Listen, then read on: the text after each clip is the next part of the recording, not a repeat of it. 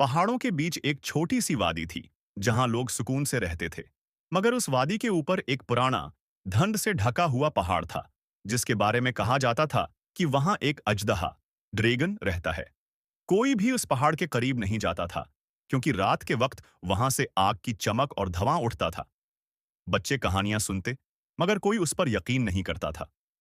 एक दिन एक बहादुर लड़का, इरसलान, ने फैसला किया कि वो सच मालूम करेगा। वो एक मुशहाल लेकर पहाड़ की तरफ चल पड़ा। ज्यों-ज्यों वो ऊपर गया, हवा गर्म होने लगी और आसमान पर सर्ख बादल छा गए। अचानक जमीन लरजने लगी और एक जोरदार धाड़ सुनाई दी।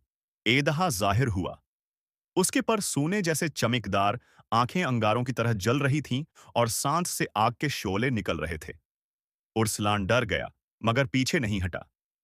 उसने चीख कर कहा, मैं तुमसे लड़ने नहीं आया, सिर्फ पूछने आया हूं, तुम हमें क्यों डराते हो? एदहा रख गया। उसकी आंखों में हैरत थी। फिर वो धीरे से बोला, मैं तुम्हें डराता नहीं, मैं पहाड़ की हिफाजत करता हूं। यहां खजाने नहीं, बल्कि जमीन के नीचे बहता हुआ पानी है जो तुम्हारे गांव को जिंदगी देता है। मैं उसे नुकसान से बचाता हूं। इरसलान ने सिर झुकाया। तो तुम दुश्मन नहीं, मुहाफिज हो।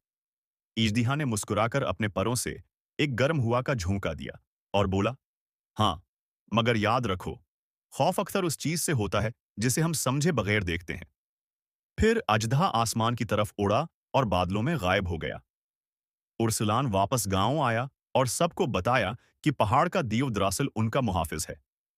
तब से वादी के लोग हर रात आसमान में सरख रोशनी देखते और शुक्र अदा करते, क्योंकि वो जान गए थे कि हकीकी बहादुरी समझने में है, लड़ने में नहीं।